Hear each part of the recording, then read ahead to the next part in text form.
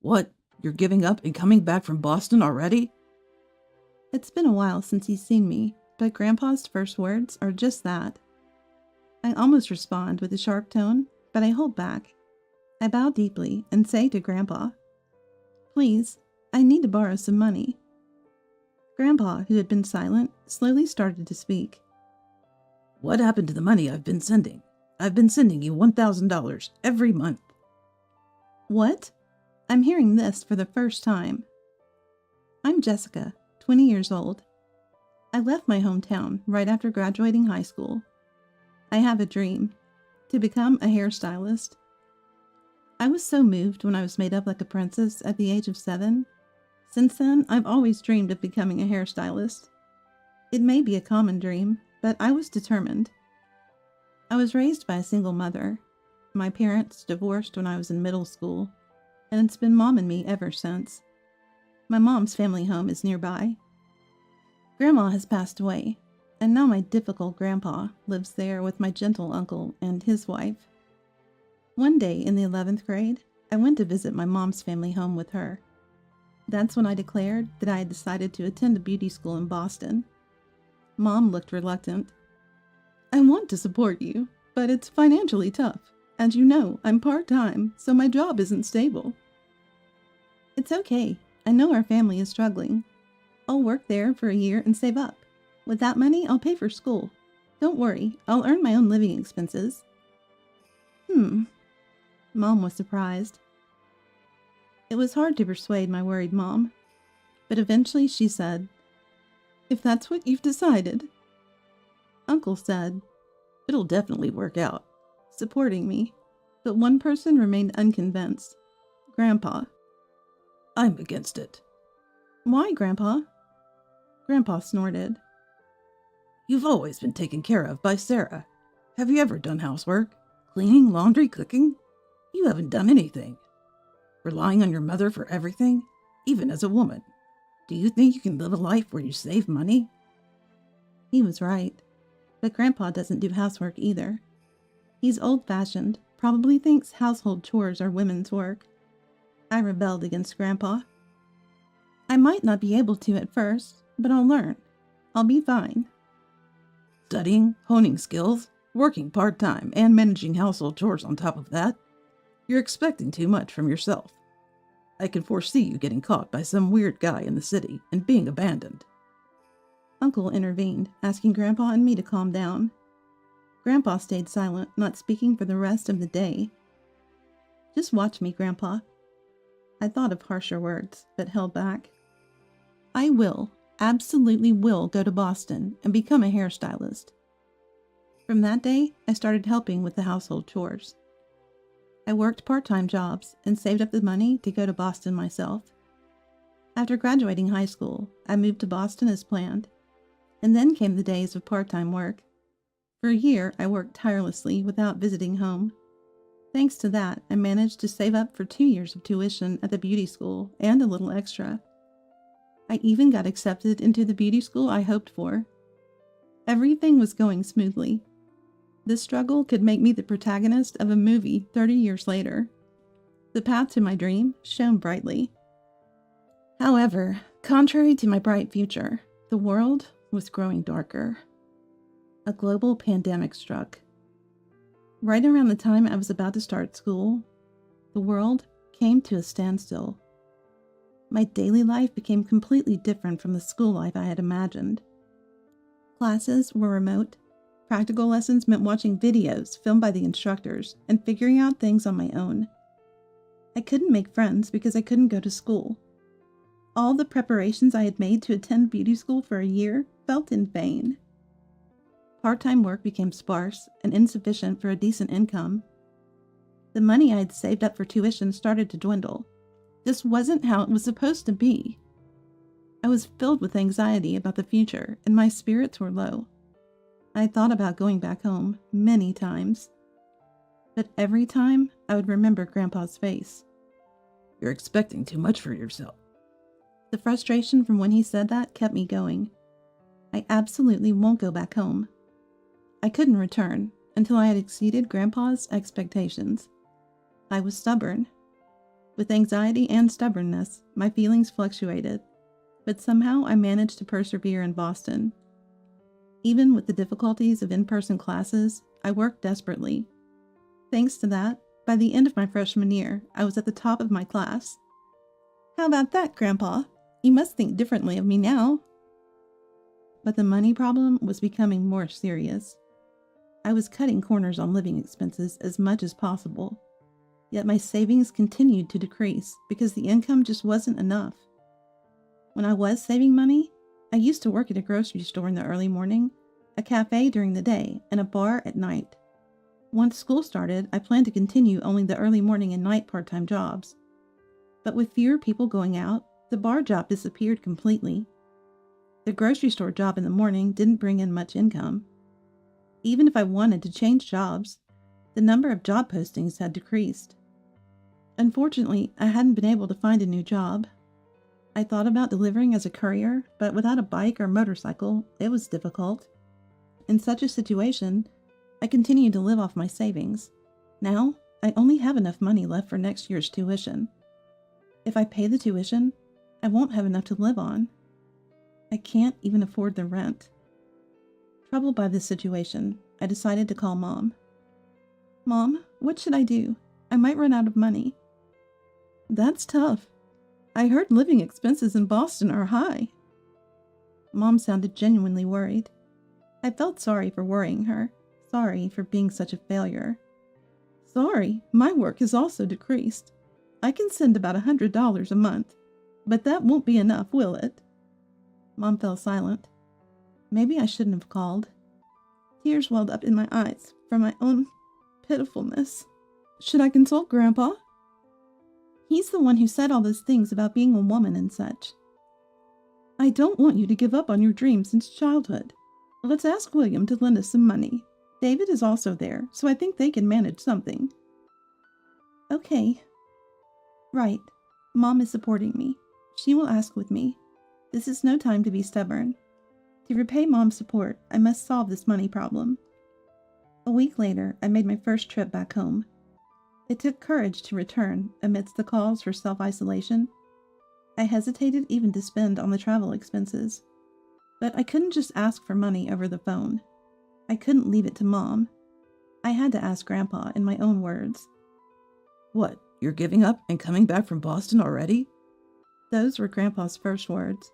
His harsh tone almost made me respond harshly too. But I refrained. I can't be rebellious or stubborn. I'm 20 now. I'm grown up. I bowed deeply and said to Grandpa, "You were right, Grandpa. I was too optimistic. I haven't been able to work part-time as I thought, and I'm about to run out of savings. If this continues, I won't be able to continue school, but I absolutely want to become a hairstylist. So please, I'm begging you, lend me some money. I'll work hard and pay it back once I graduate." Grandpa was silent. The silence was frightening. After a while, Grandpa slowly started to speak. What happened to the money I've been helping with? Help? I've been sending you $1,000 every month. If that's not enough, then you don't have the sense to live on your own. Come back immediately. $1,000 every month? What are you talking about? I've never heard of this.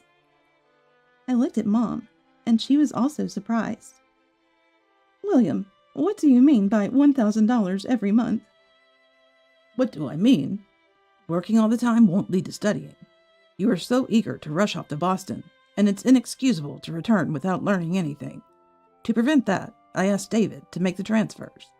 $1,000 from my savings to your account every month. I don't know anything about this. Mom, are you listening? I haven't heard. David hasn't mentioned a word about this to me. No one asked about your bank account. I know nothing about any transfer. What? Grandpa's face turned even scarier. There's no way that's true. It's been transferred to Jessica's bank account for 2 years now. No, I haven't received any notifications of deposits. Go check with the bank then. Grandpa shouted and got up, put on his shoes and left. That anger? He must not be lying. He was probably even angrier at the thought of helping without ever receiving thanks. Mom and I shocked? decided to go to the bank for now. My bank account is supposed to notify me of any deposits. But just to be sure, we went to the bank and asked the teller if there had been any transfers. The teller seemed a bit perplexed. There's no history of any transfer. Right.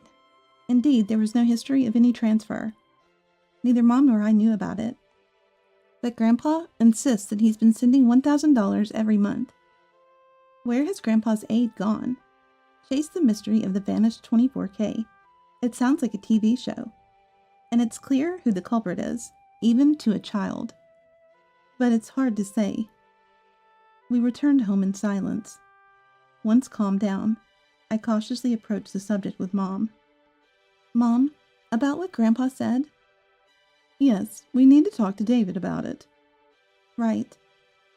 Grandpa mentioned he asked Uncle to make the transfers. We can't start without talking to Uncle. It doesn't feel good to suspect a family member. But if someone did something, I can't think of anyone other than my uncle. When we went to Grandpa's house anticipating Uncle's return, it was already a scene of chaos. Grandpa was furiously angry. Uncle stood there in his suit, pale-faced. What's going on here? As soon as Uncle saw us, his eyes widened. It wasn't me. Sarah must have used it. What? Mom was taken aback by this sudden accusation. My gentle uncle, who had supported me when I wanted to go to Boston, turning into a demon, blaming Mom? The uncle I knew and the one before me seemed like completely different people. I'm talking about before who used it. Where's the ATM card I entrusted to you? It's definitely here. Bring it here first. And what will you do with it? Are you doubting me? That's not right.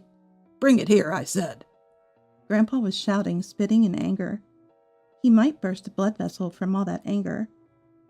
First, return my ATM card. I will check the contents. Then, we will verify the transfer destination. Pursuing who used it comes after. This isn't about doubting you. It's about the order of things. Understand? Bring it here immediately. Uncle seemed reluctant to bring the ATM card. The discussion between Uncle and Grandpa was going nowhere. Amidst this, Mom, who had vanished for a moment, returned. I found the ATM card. David, you still keep important things in a cookie tin, don't you? What? In Mom's hand was firmly gripped an ATM card in Grandpa's name. How dare you take someone's belongings without permission? Uncle was flustered. Grandpa snorted. That's my ATM card. It's more uncivilized of you not to return it when the owner asks for it. Grandpa received the ATM card from Mom and went to the bank to get a statement. I'm curious about the statement. Grandpa handed the bank statement to Mom and turned to Uncle. If you're going to embezzle, at least do it smartly. It was indeed Uncle. But I still peered over Mom's shoulder at Grandpa's bank statement.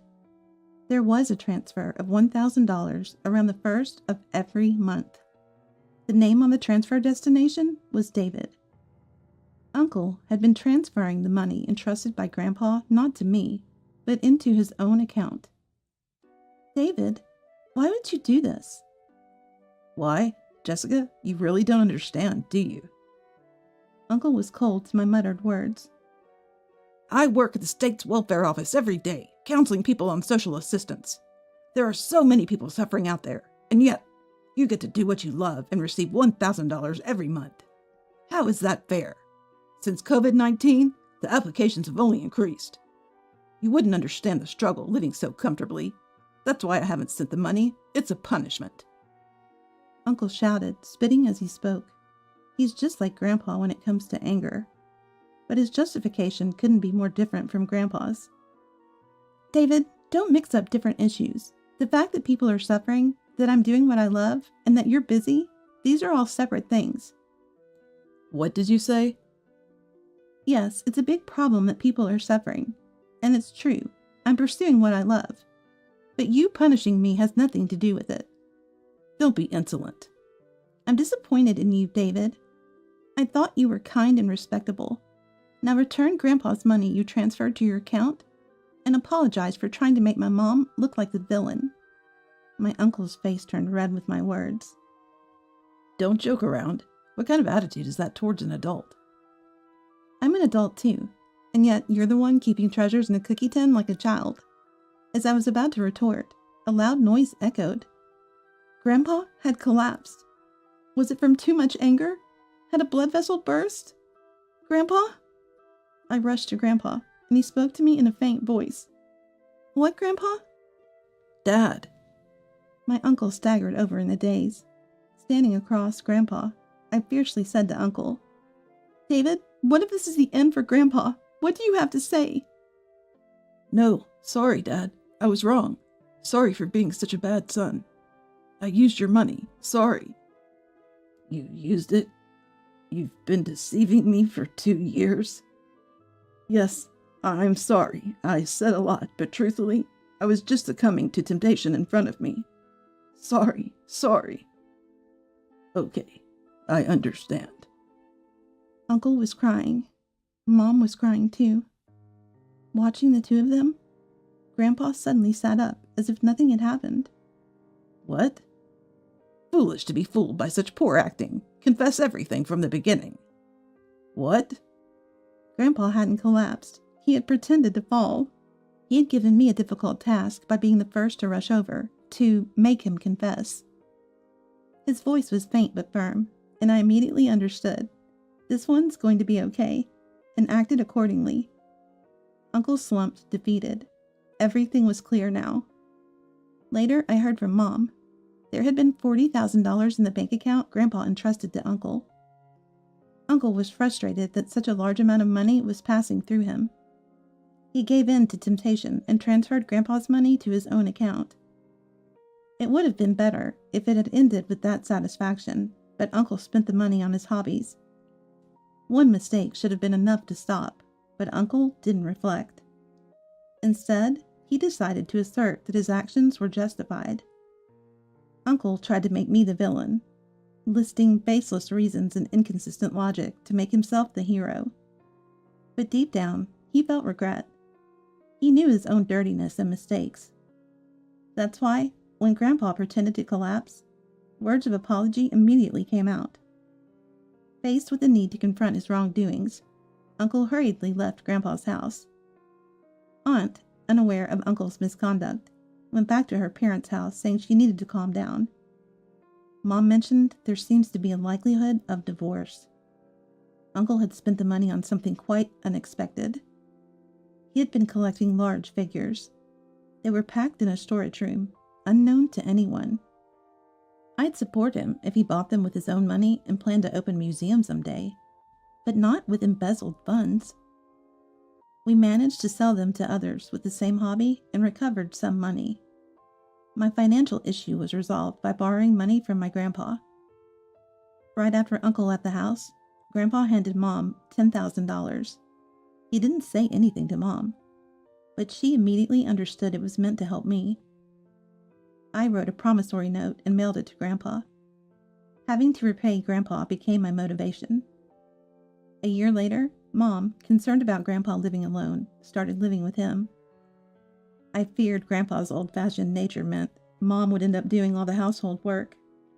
But surprisingly, Grandpa managed the household chores well. Instead of increasing, Mom's household workload apparently decreased. This made me deeply reflect. I was the one with the prejudice. How rude of me to rebel, thinking he's just old-fashioned. Despite his harsh words and demeanor, Grandpa wasn't wrong. When I went to Boston, I was just a naive child. My longing for Boston was indeed strong, and looking back, I feel embarrassed by my childish thinking. Uncle and his wife eventually divorced. Uncle, having left Grandpa's house, reflected for a while, but couldn't let go of his delusions of innocence. To protect himself, he again convinced himself he was the victim. Caught in the delusion that family and colleagues were all enemies, Uncle became hostile to everyone around him. Aunt, trying to escape this, filed for divorce. Initially, she had hoped Uncle would return to his kinder self, and they could go back to a peaceful life. But having reached her limit of endurance, she decided to cut ties with Uncle. It was that bad. To avoid getting hurt, Grandpa, Mom, and I quietly left Uncle be. I graduated from beauty school and got a job at a local salon. I'm still an apprentice. The senior staff are kind and eager to teach me practical skills. I'm truly grateful, as I couldn't get enough hands-on experience in school. I was fortunate to find such a good job. It's a 30-minute drive from my apartment to home, and I visit weekly. Grandpa sees me. Come back to laze around, have you? He yells. But I don't feel as much resentment as before, because I found out from Mom. Grandpa keeps my old photos in his room. I checked myself, and the faded photos show they've been displayed for a long time. Grandpa loves me. He's just awkward about it. So I respond to him. I'm here to see you. Please, live long enough to see me become a full-fledged hairstylist, Grandpa.